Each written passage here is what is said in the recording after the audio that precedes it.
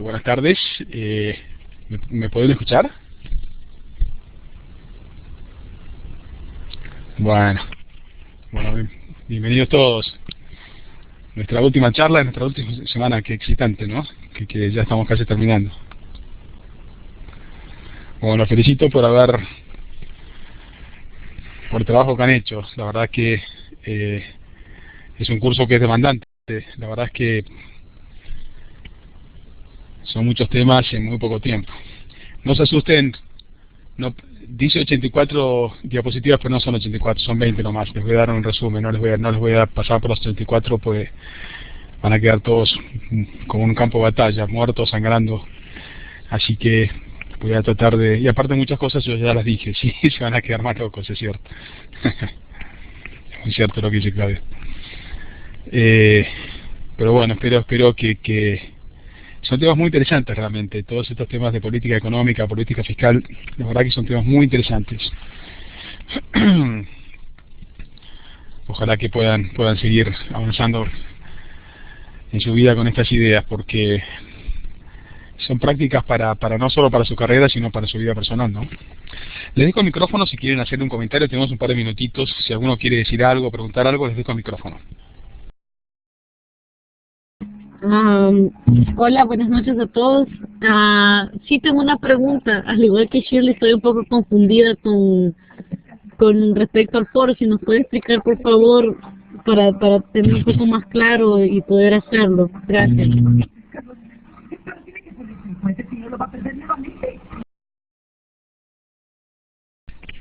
Claudia, ¿a qué te refieres? ¿Cuál es tu duda?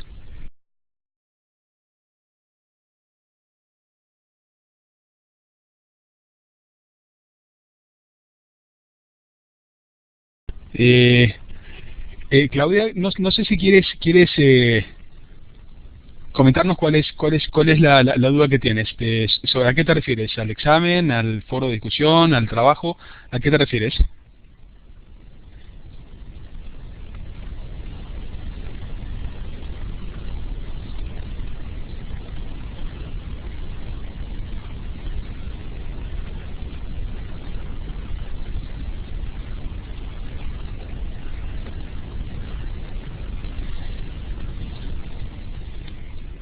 Al foro de discusión.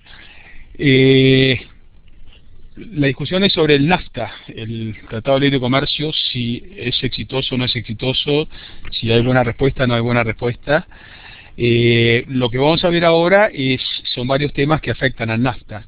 Uno de ellos es todo el tema del comercio internacional, si es beneficioso o no es beneficioso. Les voy a dar la base teórica para que lo entiendan y que de alguna forma puedan responder si el NAFTA es o no es beneficioso. Les voy a dar algunos datos que les pueden interesar. Por ejemplo, voy a tratar de dibujarles acá en la planilla para que lo vean, porque es un tema que es muy interesante realmente, porque en el comercio entre México y Estados Unidos, los años previos al NAFTA, el comercio internacional crecía así. Se firma el NAFTA y el comercio internacional crece exactamente igual. Entonces uno se pregunta si el NAFTA sirve para algo. Ese es el primer debate. ¿Sirve para algo el NAFTA? La respuesta es que si no se hubiera firmado el NAFTA, tal vez el comercio internacional hubiera empezado a ser así, se hubiera achatado y no hubiera crecido tanto. Es un poco una primera respuesta. Segunda respuesta es, o segunda pregunta si ustedes quieren, ¿estos tratados de libre comercio son beneficiosos o perjudiciales para los países? Y ustedes van a ver que hay muy fuerte evidencia de que para el conjunto del país el comercio internacional es beneficioso.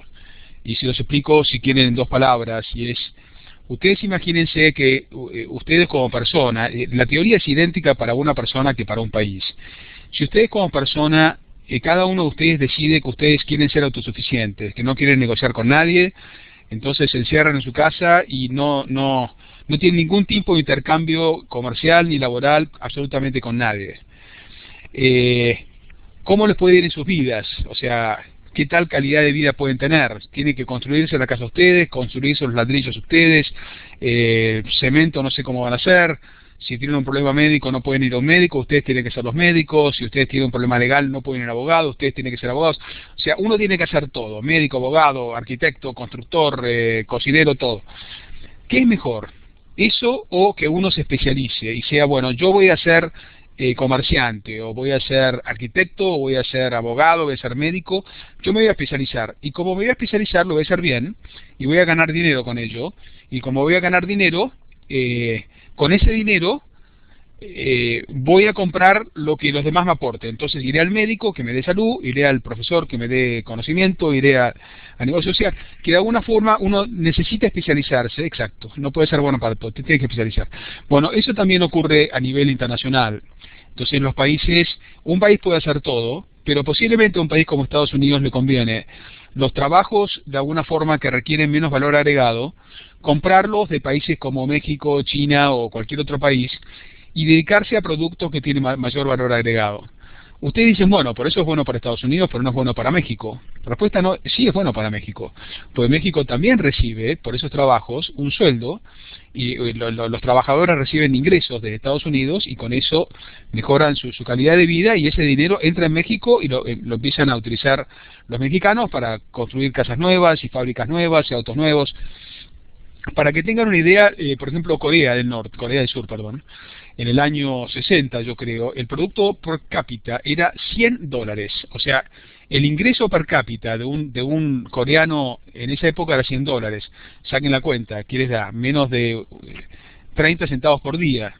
Bueno, cuando en esa época, en los años 60, Corea decidió abrirse al comercio internacional. Hoy el ingreso per cápita de Corea, en vez de $100, es de $35.000 per cápita. Fíjense lo que ha sido la explosión. Todos los países, prácticamente la totalidad de los países que han entrado en comercio internacional han tenido un crecimiento equivalente. Los países que se han cerrado sus economías no han tenido este crecimiento, claramente no lo han tenido. Países que no han tenido comercio internacional, ustedes pueden conocer muchos ejemplos, no han tenido este crecimiento. Ahora la pregunta es, bueno, Cuba, yo no lo quería decir, pero es cierto. Ahora, ¿es bueno para todos? Y la respuesta es, siempre cuando uno se abre al comercio internacional, siempre hay ganadores y perdedores. Eso es lo que dice la teoría. O sea, hay algunos sectores de la sociedad que se benefician más que otros. Todos se benefician, pero hay unos que se benefician más que otros. Algunos tienen que reconvertirse. Supónganse, si ustedes son un trabajador con un nivel de sueldos o con un nivel de desarrollo muy pequeño en Estados Unidos y se abren al comercio con México o con China, posiblemente se quede sin trabajo. Y posiblemente no pueda competir con los sueldos, porque un sueldo de un mexicano serán X dólares, $300, o de un chino serán $400, y un sueldo con $400 en Estados Unidos no puede ni comprar ni hacer absolutamente nada. Entonces, un trabajador poco especializado en Estados Unidos seguramente se quede sin trabajo. Pero ¿qué pasa?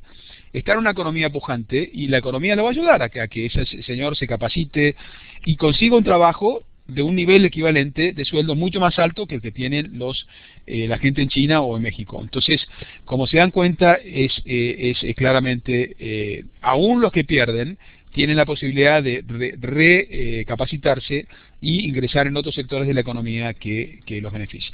Es un poco la respuesta general. Bueno, ese es el debate que deberían tener en esta discusión, Claudia. O sea que el NAFTA tiene claros beneficios, decidan ustedes, ¿no? Pero tiene ganadores y perdedores. Entonces, seguramente hay sectores que sufren y que van a tener que reconvertirse. Hay sectores en la economía mexicana que seguramente no puedan competir con la economía norteamericana, y sectores de la economía norteamericana no puedan competir con sectores de la economía mexicana, y de alguna forma va a haber ganadores y perdedores. Eso claramente es así.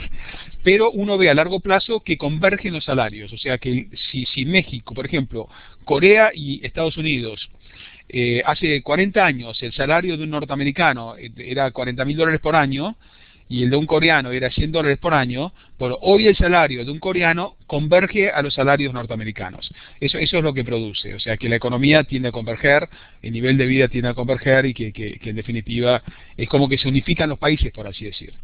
Entonces, a la larga es beneficioso, aunque haya ganadores y perdedores. Es un poco el tipo de debate, Claudia. Pues gracias por la pregunta. Bueno, entonces entro en el tema, no sé si alguien quiere hacer otra pregunta, si no, si quieren, les doy Yo quiero preguntar algo. Parece que no recibí el proyecto porque tengo una nota y estoy muy preocupada. No te angusties, no te preocupes. Tal vez no la hayas recibido, me lo mandas y yo en el acto te lo corrijo.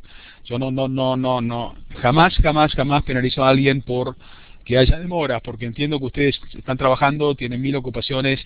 Si entregan los trabajos 3 semanas tarde, no me importa, se los voy a corregir como si lo entregaran al momento cero. O sea, no te angusties, Shirley, mándamelo de vuelta cuando quieras y yo te lo corrijo. Será un accidente, se habrá perdido. Bueno, vamos entonces con la teoría de hoy. Hoy vamos a ver 3 temas. Cada tema es para hablar un año, les digo la verdad, pero los vamos a ver en forma sintética si quieren. Son, como le digo, son solo 20 slides lo que les voy a mostrar. No voy a mostrar 80, pues va a ser demasiado pesado. Primer tema, política fiscal. Ustedes saben que los gobiernos en economía tienen 2 políticas, la monetaria y la fiscal. Y las 2, en el fondo, involucran dinero. Inyectar dinero en la economía o sacar dinero de la economía. Si ustedes tienen épocas de alta inflación, como la que ocurrió hace unos años, en el año 2005-2006, entonces el gobierno lo que trata es de quitar dinero de la economía. ¿Existe la economía? El gobierno lo que quiere es sacar dinero de la economía y meterlo dentro del sistema bancario, dentro de la Reserva Federal, secar la plaza, como que dice. Al no haber plata, baja la presión inflacionaria y se baja la inflación. Y eso tiene 2 mecanismos, la política monetaria y la política fiscal. La política fiscal es el gasto público, o sea, lo que el gobierno gasta. Ustedes recuerdan que les había mostrado un par de veces en las charlas anteriores cómo funciona todo el gasto, que hay un gasto que generan las empresas, otro gasto generan los particulares, y hay un gasto que genera el gobierno. Y durante los años 30, recuerdan la Gran Depresión, la famosa Gran Depresión, hubo un pensador que se llama Keynes, que de alguna forma dijo que cuando empezó toda la crisis del 30, el gobierno norteamericano tomó una serie de malas medidas, por ejemplo, cerrar el comercio, etcétera. Y Keynes vino y dijo, están locos, lo que hay que hacer es el Estado tiene que venir y gastar plata, el Estado tiene que gastar plata. ¿Por qué razón? Pues si el Estado gasta plata, eso produce un efecto multiplicador. O sea, el Estado, por ejemplo, construye una autopista y gasta $100. Las empresas constructoras reciben esos $100, entonces los empleados también, entonces gastan en comprar cemento, y en comprar aceros y en la comida de los trabajadores. Esos $100 los reciben otros sectores que a su vez tienen que producir el cemento, producir el acero, producir la comida para los trabajadores. Esos también gastan, entonces se produce todo un círculo, eso se llama la multiplicación. O sea, el Estado gasta 100, pero ese 100 se multiplica por otros 100, por otros 100, por otros 100, por otros 100, por 90, 80, 70. O sea, tiene un efecto multiplicador. Entonces, el efecto multiplicador que tiene el Estado, el gasto público, justamente es beneficioso. Eso dijo Lord Keynes. Con los años, esto produjo una serie de inconvenientes, y es que cuando los gobiernos gastaban de una forma irresponsable, eso producía inflación. O sea, el gasto público producía inflación. Bueno, todo esto es lo que vamos a discutir ahora. En una época como la actual, que hay recesión, yo recuerdo que les mostré la semana pasada cómo el gobierno Obama inyectó una cantidad enorme de plata, yo no sé si ustedes recuerdan. Bueno, un mecanismo para inyectar plata en el sistema es justamente la política fiscal, así que vamos a entrar a hablar de esto. Esto se lo mostré varias veces, se lo muestro varias veces porque es importantísimo que lo tengan como registrado a fuego, y es que cuando estamos en épocas recesivas, estamos en la situación horizontal de la curva de la oferta agregada, cualquier aumento del gasto público o aumento de la base monetaria produce un inmediato crecimiento del Producto Bruto, del GDP en inglés o del PIB. O sea, se produce un crecimiento económico y no produce prácticamente inflación. Y es la situación actual. O sea, esto ya se los he comentado, así que no se voy a repetir. Pero ustedes ven cuál es el efecto que tiene la política fiscal. Y ustedes piensen que, como les mostré recién, no solo lo que gaste el gobierno, sino el efecto multiplicador. Que cada 100 pesos que gasta el gobierno va a parar a otras manos y a otras y a otras y a otras, y por ahí termina siendo 10.000 pesos de gasto total entre todo el efecto multiplicador que tiene el gasto de gobierno. Y aparte es un beneficio bastante inmediato, porque el gobierno gasta ahora y automáticamente ahora produce un impacto en la economía. La política monetaria no es así. La política monetaria, el gobierno inyecta dinero y por ese dinero no va a la economía. Ese dinero va a los bancos o la gente se lo guarda en el bolsillo. En cambio, la política fiscal, el gasto es inmediato y el efecto que produce en la economía se nota al día siguiente. Entonces, tiene un efecto muy rápido y muy, ¿cómo se dice?, activo. Como les digo, en épocas recesivas, la gente, si recibe dinero por vía monetaria, porque las tasas están bajas, la gente puede no gastar esa plata. Por ahí aprovecha la plata y la pone en el banco, o se la guarda en su casa, o compra moneda extranjera, o compra títulos del tesoro. No necesariamente la va a gastar. En cambio, la política fiscal, el gasto automáticamente genera gasto. Porque como les mostré, para construir una autopista, el que construye el cemento, el acero, la comida, bla, bla, bla, bla, produce todo un tremendo efecto multiplicador inmediato. Entonces, que bien la política fiscal es muy beneficiosa. Esto, el gráfico está en el libro, es idéntico a lo que le acabo de mostrar, exactamente igual. Esta es la oferta agregada, ven que es acá dice la oferta OAC, la oferta agregada, y esta es la demanda agregada, es lo mismo que yo les acabo de mostrar. La única diferencia es que yo se lo mostré con una curvita, porque es más la realidad, que hay épocas recesivas y hay épocas de plena actividad, que el gráfico este no se lo muestra. Pero entonces tienen política fiscal expansionista, que es cuando, como les digo, el gobierno gasta plata y al gastar plata aumenta la demanda agregada, porque parte de la demanda agregada es justamente lo que el gobierno gasta de alguna forma. Es el gobierno el que está demandando productos y el gobierno el que gasta plata en esos productos. Llámense autopistas, llámense puertos, llámense... Buenas noches, Marta. Bienvenida. Esa es la política expansionista, como yo le decía, inyectar dinero en el mercado. Pero está la política fiscal contraccionista, que es sacar dinero del mercado, o sea, secar la plaza. Entonces, ¿cómo lo hace? Bueno, es exactamente lo inverso. En vez de gastar plata, el gobierno hace lo inverso y saca plata a través de impuestos. El gobierno larga nuevos impuestos y con esos impuestos impide que la gente gaste, pues la gente o las empresas o quien sea, en vez de usar la plata para gastarla, la usa para pagar impuestos al gobierno. Entonces el impuesto es lo inverso al gasto público, es la contrapartida del gasto público. Entonces los gobiernos a veces tienen las dos cosas al mismo tiempo, y aumentan el gasto y aumentan los impuestos. Y bueno, ahí hay que ver un poco cuál tiene impacto más inmediato o no, depende de un montón de factores.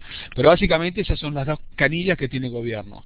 Para inyectar dinero en el mercado, o sea, la demanda agregada se mueve hacia la derecha y con eso aumentan el Producto Bruto, el PIB, se aumenta el Producto Bruto acá abajo, ¿ven? O lo inverso, el gobierno, hay inflación y el gobierno quiere bajar los precios que están en este eje vertical. Entonces el gobierno restringe la demanda agregada, contrae la demanda agregada a través de impuestos. Entonces la gente deja de gastar y al dejar de gastar bajan los precios y se contrae la inflación, se baja la inflación. Ustedes ven que también el riesgo es que al bajar el gasto público también produzca recesión.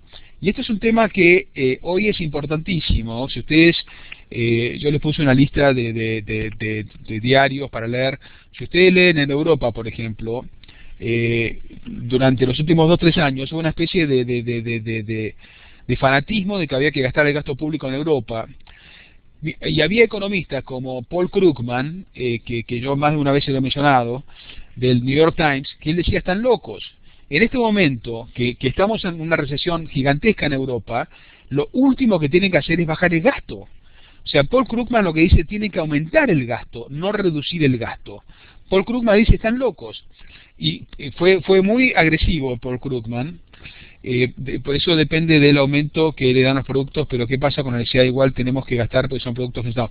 Bueno, está muy bien lo que dice Claudia. Es cierto que hay productos que necesitas, pero también hay cosas que no necesitas. Por ejemplo, tú no necesitas comprar una heladera, o no necesitas comprar una televisión o un auto. De alguna forma, pero como tú dices, o sea, hay gastos que tú sí puedes manejar. Hay gastos que no, porque tienes que comer, pero hay gastos que sí que sí puedes manejar. A la canasta básica, exacto. La canasta básica tú la vas a seguir consumiendo. Esa no va a cambiar. Pero sí van a cambiar los gastos extras, los más suntuarios, ¿no? Más de lujo. Esos gastos no los vas a hacer. Por ejemplo, si te viene tu marido y te dice, Claudia, vamos a vamos a pasear, nos vamos a Cancún, lo que sea, y bueno, tú dices, mira, me parece que las cosas no están para ir a ningún lado, así que no te vas a ir a Cancún, o sea, a eso me refiero, ¿entiendes? Praga, bueno, poquito más lejos, pero cuando tengamos mucha plata nos vamos todos a Praga, Claudia. Pero yo como docente no gano mucho, así que me parece que me conformo con ir a Miami. Pero ese es un poco el tema que estás discutiendo, ¿ven? O sea, Krugman decía, hay que aumentar el gasto público. Si ustedes leen ahora los diarios europeos, van a ver que se dan cuenta que cometieron un error gigantesco, que fue un error haber reducido el gasto público, lo tendría que haber aumentado el gasto público, no reducido. O sea, fue un error grotesco, que mantiene a Europa en crisis desde hace 4 años. Hay países que tienen desocupación del 26-27%, la juventud en Europa está prácticamente con una desocupación superior al 50%, es gravísimo. Entonces, hoy los gobiernos europeos le están diciendo a Paul Krugman, que es keynesiano, 100% keynesiano, tenía razón, fue un error haber esa obsesión por bajar el gasto, tendríamos que haber aumentado el gasto. Ahora ustedes dicen, acá parece que hay algo de trampa, ¿no? Porque pareciera que aumentar el gasto es siempre bueno. Y la respuesta es, bueno, es cierto, por ahí hay una contrapartida. Y cuando uno aumenta el gasto, también aumenta la deuda. Entonces es muy lindo aumentar el gasto, pero al mismo tiempo aumenta la deuda y eso es delicado. Los números que hace Paul Krugman, él dice, bueno, es cierto, aumenta la deuda, pero la economía aumenta mucho más rápido que la deuda, porque hay un efecto multiplicador. Entonces, el gobierno pide 100 pesos prestados. Con esos 100 pesos prestados construye una autopista. Con la autopista los constructores compran cemento, compran acero, compran compran autos, compran camiones, gastan gasolina, compran comida. Esos 100 pesos de gasto público se traducen en miles de pesos o dólares de gasto en toda la economía. Entonces Paul Krugman dice, bueno, esos 100 pesos o 100 dólares que el gobierno pidió prestados se transmiten en un aumento de la economía de miles y miles de pesos, con lo cual pagan esos 100 pesos en instantes. Es ridículo no endeudarse, dice Paul Krugman. Endéudense, porque la deuda es mucho más pequeña que lo que es el aumento del crecimiento económico. ¿Se dan cuenta de todo el razonamiento como es? Entonces, hoy parecería ser, por lo menos en Europa, en Estados Unidos no hay tanta recesión, pero en Europa la recesión es fenomenal, hoy parecería que todo confirma que Paul Krugman tiene razón, que en épocas recesivas no hay que bajar el gasto, hay que aumentar el gasto, no bajarlo. O sea, ese Keynes pareciera tener razón. Interesante, ¿no les parece? Y esto es lo inverso, es qué pasa con cuando se aumentan los impuestos. Entonces, ¿cuál es el efecto? Y el efecto es un poco el mismo. Cuando ustedes aumentan los impuestos sobre el empleo, están encareciendo el empleo. ¿Ven? El empleo pasa a ser más caro. Entonces, al aumentar los impuestos sobre el empleo, cae el empleo, o sea, la gente aumenta la desocupación, ¿ven? O sea, al caer el empleo acá abajo, y al hacerlo más caro, aumenta la desocupación, y eso produce un perjuicio, porque con mayor desocupación, también cae el Producto Bruto, ¿ven? O sea, en el gráfico ustedes ven, cae la ocupación, hay más desempleados, cae también el Producto Bruto, ¿se dan cuenta? Entonces, todo confirma de que es un error en épocas de alta desocupación y alta recesión pretender reducir el gasto público o agregar impuestos. Eso es exactamente lo que no hay que hacer, ¿se dan cuenta? Fíjense cómo el aumento de impuestos encarece la oferta de las empresas. Las empresas que pagan impuestos obviamente se les encarece sus productos, y específicamente este producto, acá la oferta y la demanda laboral, baja ¿cómo se dice? Baja la cantidad de trabajo y aumenta la desocupación. ¿Ven qué interesante? Cae la ocupación, cae el ingreso, cae la demanda, cae la producción, cae el PIB, cae todo. Exactamente, Shirley, es exactamente como tú dices. Cae. Por eso es que hay que ser muy cuidadoso antes de dar esos consejos. Efectos de impuestos sobre el mercado de dinero, pasa exactamente lo mismo. Si ustedes aumentan los impuestos, cae la oferta monetaria, es muy simple. Ustedes dejan de tener plata, pues la plata se la da al gobierno con impuestos.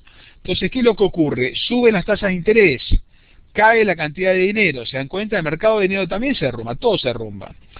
¿Cuál sería la fórmula ideal? No la hay, Orlando. Es algo de que hay que hacer los números y ver ¿Qué es lo conveniente? Como te decía, en el año 2005-2006 el gobierno hacía bien en bajar el gasto público, en aumentar los impuestos, en reducir la oferta monetaria, etcétera, etcétera, pues tenía que bajar la inflación. Pero ahora el problema no es la inflación, el problema es la desocupación como les decía, la recesión. Ahora la situación es la inversa. ¿Te das cuenta? O sea que de alguna forma los números te lo van diciendo. Muy buenas preguntas. Bueno, vamos a la segunda, que es la oferta monetaria. Yo ya se los expliqué, así que lo voy a explicar muy rápido. El concepto es idéntico a lo que les dije. Lo que cambia, como ven acá estos gráficos, es muy interesante, es muy importante que lean lo que dice en la parte de abajo, ¿ven? Es el mercado de reservas bancarias. Tienen que leer todo esto para entender cómo es el mecanismo. El mercado de reservas bancarias es la Reserva Federal. ¿Ven? La Reserva Federal lo que está haciendo, está combatiendo la recesión. Entonces, para combatir la recesión, inyecta dinero dentro del mercado. ¿Qué significa inyectar dinero? Es aumentar la oferta de dinero, la oferta monetaria. Desde esta oferta monetaria hasta esta oferta monetaria. Está agregando más dinero. ¿Qué pasa cuando agrega más dinero? Cuando la oferta monetaria aumenta de este punto a este punto, lo que hace es bajan las tasas de interés. La tasa de interés baja del 5% al 4%, y sigue bajando hasta el casi 0,5%. O sea, fue mucho más lejos la caída de la oferta monetaria. El gobierno ha bajado la oferta monetaria, perdón, ha subido la oferta monetaria. Ha hecho bajar las tasas prácticamente hasta el 0,5%. Eso se los comenté la clase pasada. Entonces, ¿qué pasa? Esto yo se los comenté también, pero se los repito. Ustedes preguntarán, ¿por qué la demanda de dinero es oblicua y la oferta de dinero es vertical? La respuesta es porque la oferta de dinero la maneja el gobierno y el gobierno tiene infinito dinero. Entonces es infinita la cantidad de dinero que puede inyectar el gobierno dentro de la plaza. Por eso la curva es completamente vertical. Entonces, como ven, lo que pasa a nivel Reserva Federal pasa en los mercados de dinero. Es un efecto dominó. Entonces, como ven acá, bajó la tasa de interés, en el mercado de dinero baja la tasa de interés. Entonces, como baja la tasa de interés y baja la oferta monetaria, ven que aumenta la cantidad de dinero que hay en el mercado. O sea, hay más plata dentro del mercado, hay más dólares y hay más dinero. Entonces, eso hace que los bancos puedan prestar más plata. Entonces, al poder prestar más plata, bajan las tasas de interés. Entonces, uno va al banco y dice, me prestan plata para comprar una heladera, y el banco se la da. Y va bajando y bajando y bajando a la medida que aumenta la cantidad de dinero disponible.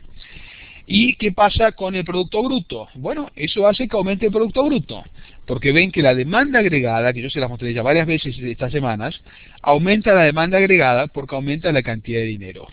Entonces, al aumentar la cantidad de dinero, aumenta el PIB, el Producto Bruto aumenta y aumenta y aumenta y aumenta. ¿Se dan cuenta?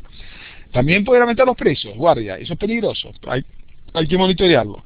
Pero ven cómo aumenta el Producto Bruto. Entonces, lo importante de todo este razonamiento, que ustedes tienen que aprenderse estos gráficos, les recomiendo que los miren, traten de entenderlos, porque les muestra cómo de la política monetaria, la cantidad de dinero que inyecta la Reserva Federal, terminan en un crecimiento de la economía real, y eso obviamente va a hacer que mejore la desocupación, etcétera, etcétera. Es muy interesante toda esta línea de temas. Esto es lo inverso, no se lo voy a explicar porque es exactamente el mismo razonamiento, que es para disminuir la inflación. O sea, esto no es para aumentar la economía, sino para bajar la inflación. Es exactamente lo mismo, pero al revés. Para bajar la inflación, el gobierno baja la oferta monetaria. La oferta monetaria de la Reserva Federal cae. Entonces, la Reserva Federal quita dinero del mercado. Entonces, al quitar dinero del mercado, las tasas de interés suben, ¿ven? Pasan de este punto a este punto de acá, ¿ven? Porque cambiamos la oferta monetaria. Suben las tasas de interés. Entonces, van al mercado de dinero. Mercado de dinero, sube la tasa de interés. Entonces, cae la cantidad de dinero que la gente en el mercado de dinero. Van al gráfico siguiente y al caer la cantidad de dinero y aumentar la tasa de interés, en el mercado de fondos prestables, o sea, los créditos que los bancos dan, cae la cantidad de créditos, o sea, la gente toma menos créditos y más caros. Entonces, ¿qué pasa en la economía? Cae la demanda agregada, la gente tiene menos plata, y como tiene menos plata, gasta menos. Entonces cae la demanda agregada y eso hace que caiga la inflación. ¿Se dan cuenta? Cae la inflación, desgraciadamente también cae el Producto Bruto. O sea, se produce menos, se trabaja menos, hay más desocupación, hay más desempleo, más recesión, etcétera. Pero ven cómo está todo relacionado. Esos gráficos vale la pena que ustedes traten de mirarlos y familiarizarse porque son de un impacto muy importante. Bueno, último tema de este curso, y con eso ya terminamos. Esto yo se los acabo de explicar recién. Cuando la pregunta que hizo Claudia, se los expliqué con este ejemplo tan simple que es si conviene o no conviene especializarse. Este tema viene de la época de Adam Smith, en el año 1760 yo creo, que de alguna forma Adam Smith planteó, y después David Ricardo planteó que convenía especializarse. Es interesante, es muy divertido. Si ustedes algún día quieren leer libros de historia económica les va a encantar porque es muy interesante todos estos temas. ¿Cómo se dice? Adam Smith había empezado a estudiar para ser pastor, para ser un religioso, de teología.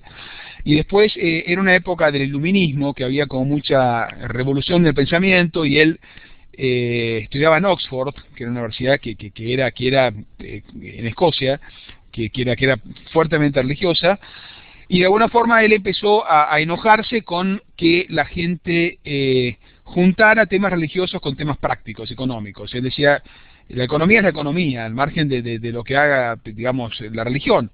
Entonces empezó como a tener ideas propias, más independientes, qué sé yo, y empezó, después se fue a Francia, se juntó con toda la gente que estaba haciendo estudios económicos, y empezó a crear toda una línea de pensamiento muy independiente, muy revolucionaria, diciendo todo lo que uno hoy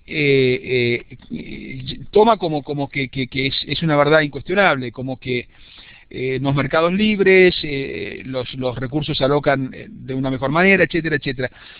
David Ricardo, que era una persona muy distinta, él era hijo de judíos en Inglaterra, era un tipo que trabajaba desde joven, a los 25 años ya era multimillonario, con todas sus inversiones que había hecho, tipo exactamente perfil opuesto al de Adam Smith, y los dos llegaron exactamente a las mismas conclusiones. Es muy interesante, muy divertida la historia.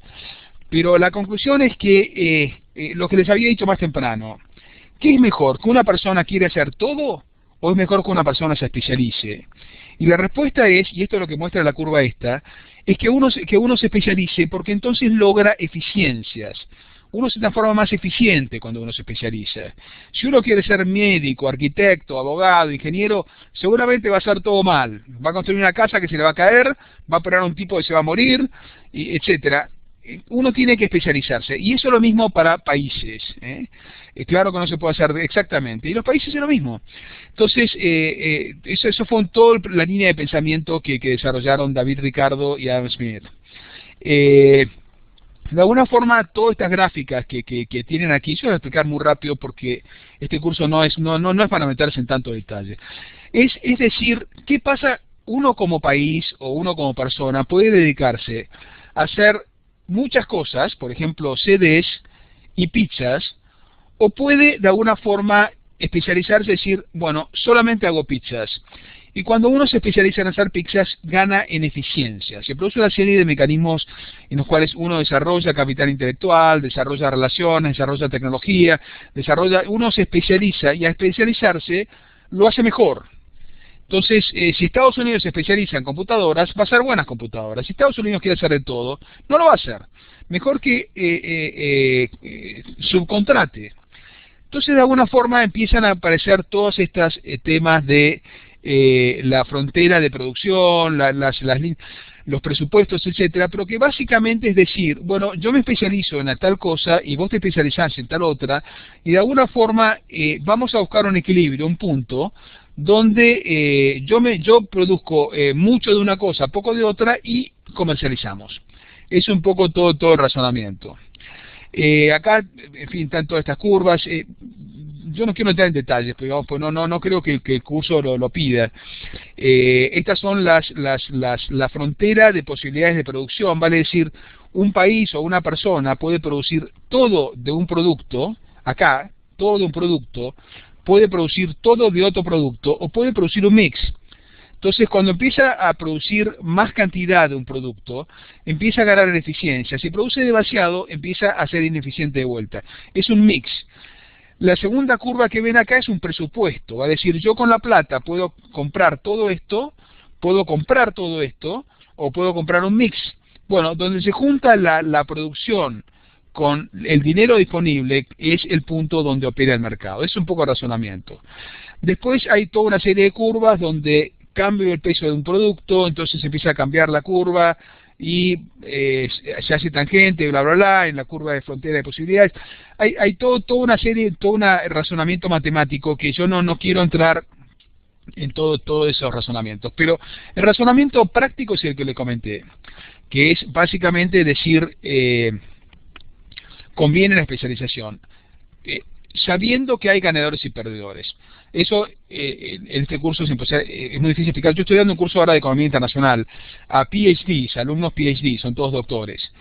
Y es muy difícil toda la explicación de por qué hay ganadores y perdedores. Es matemáticas avanzadísima y es economía avanzadísima. Economía Internacional es la última materia dentro del doctorado de Economía. Yo hice el doctorado mío en Economía.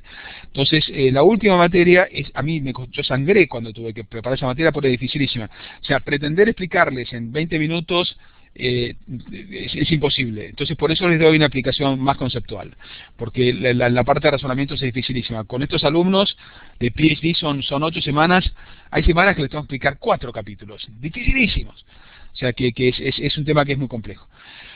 En fin, vamos a ver del punto de vista práctico, así como conceptualmente les expliqué recién que convenía el comercio internacional, vamos a ver desde el punto de vista práctico, cómo se limita el comercio internacional. Y la respuesta es con distintos mecanismos, por ejemplo, aranceles.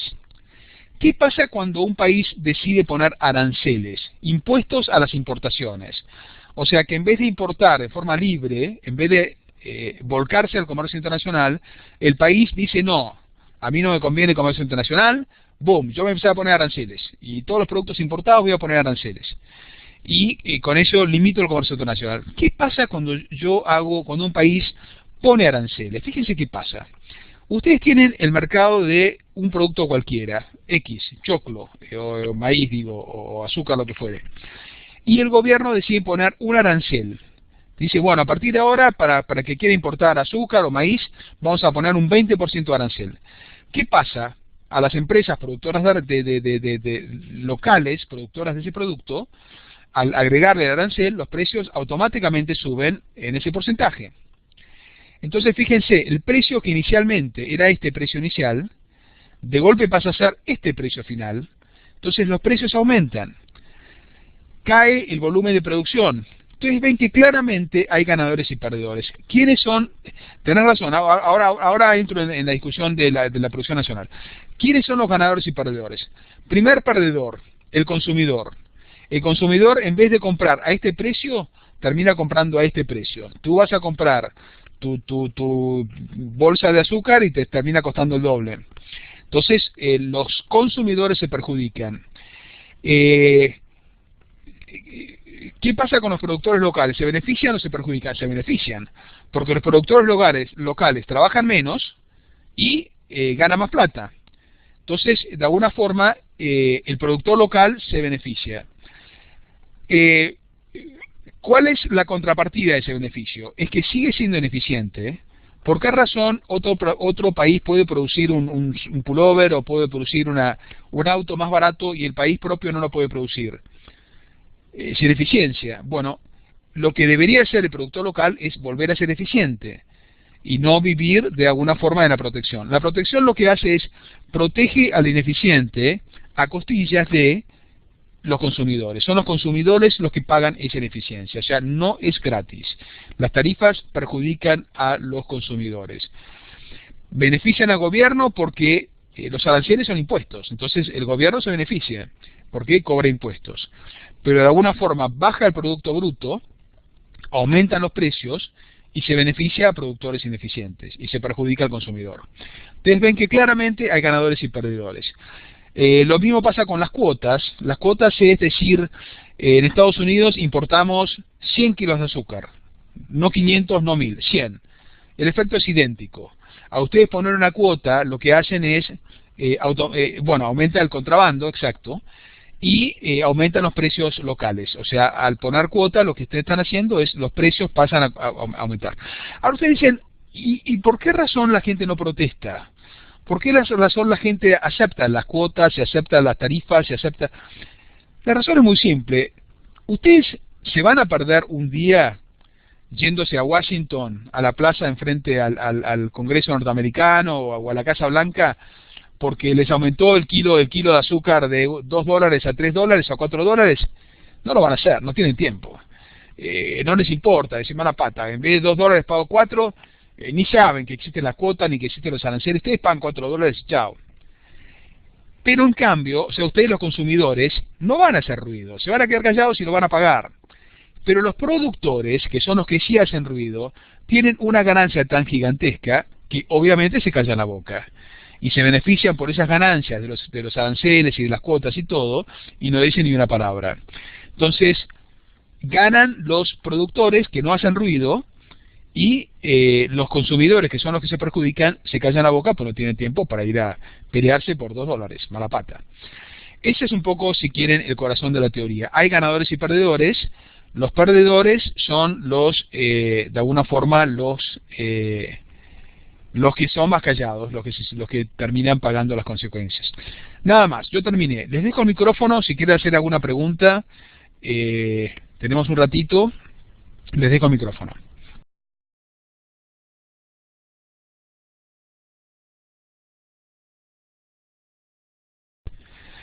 Bueno, todo bien entonces. Entonces, bueno, suerte en esta última semana. No se angustien si no les puse las notas. ¿Cómo se dice? El sistema de la plataforma de Kaiser es muy buena porque a mí me aparece en la pantalla todos los trabajos que ustedes han presentado y yo no se los corregí. Me aparece en la pantalla y no para de decírmelo hasta que corrijo. O sea, no me puede pasar desapercibido. La pantalla todos los días me dice, tenés tales y tales trabajos sin corregir, tenés que corregirlos. O sea, hasta que yo no corrijo todo, la pantalla no para. Así que es muy difícil que me olvide. Igualmente, si ven que me estoy olvidando de algo, por favor, mándenme un email, mándenme el trabajo y automáticamente se lo corrijo.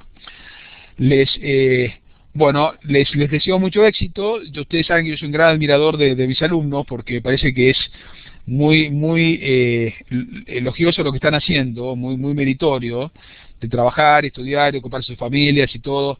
Así que los felicito por este esfuerzo que están haciendo.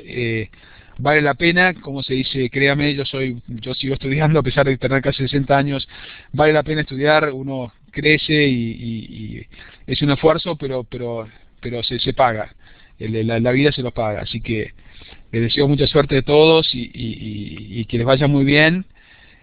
Acá estoy siempre, cualquier cosa que necesiten, siempre estoy. Muchas veces los alumnos me mandan cartas, por favor, me hacen una recomendación, siempre lo hago, siempre, todo lo que puedo hacer, cuenten conmigo. Así que les deseo mucha suerte y que les vaya muy bien a todos. Hasta luego a todos, Claudia, Katia, Marola, Marta, Maximiliano, Orlando, Shirley, a todos les deseo muchísimos éxitos.